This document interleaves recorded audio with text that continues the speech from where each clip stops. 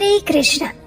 आप सभी को आज पांडव निर्जला एकादशी की बहुत सारी शुभकामनाएं। वास्तव में आज व्यंजुली महाद्वादशी का महापर्व हमारे लिए उपस्थित हुआ है और ऐसा सुअवसर बहुत समय बाद आता है। इसलिए भी आज का ये दिन अत्यंत विशेष और महत्वपूर्ण है।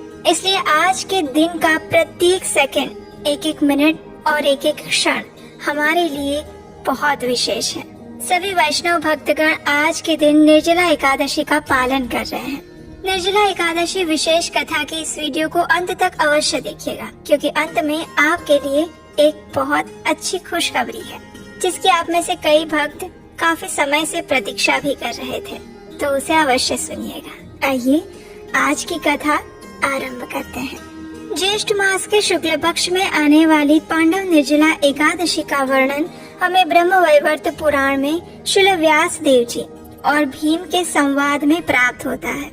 युधिष्ठिर महाराज के छोटे भाई भीमसेन ने एक दिन श्रील व्यास देव जी से पूछा।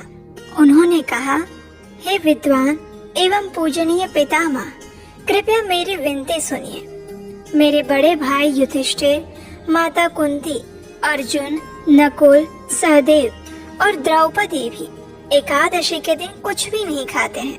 वे हमेशा मुझे भी ये उपवास रखने के लिए प्रेरित करते हैं। मैं भी जानता हूँ कि एकादशी के दिन व्रत रखना शास्त्रों का विधान है, लेकिन मैं क्या करूँ पितामह।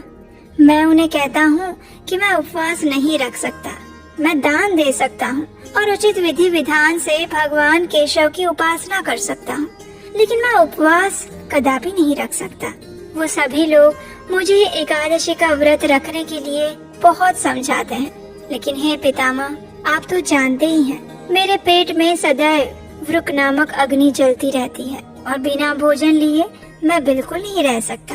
अब ऐसी स्थिति में हे पितामह, आप ही मुझे उपदेश दीजिए कि मैं एकादशी व्रत का पालन कैसे कर सकता हूँ, एकादशी व्रत का फल कैसे प्राप्त कर सकता हूँ। भीम की ऐसी समस्या सुनकर श्री व्यास देव जी ने उत्तर दिया।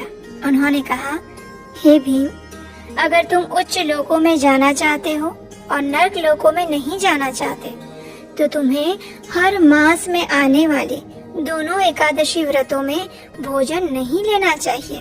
ये सुनकर भीम ने फिर से कहा, हे महर्षि, आप तो जानते ही हैं, मेरे लिए भगवान द्वारा निर्देशित 24 एकादशियों का व्रत रखना असंभव है। मैं तो एक क्षण के लिए भी भूखा नहीं रह सकता हूँ। मेरे उदर में सदैव वृक नामक भूख की अग्नि जलती रहती है और वो अत्यधिक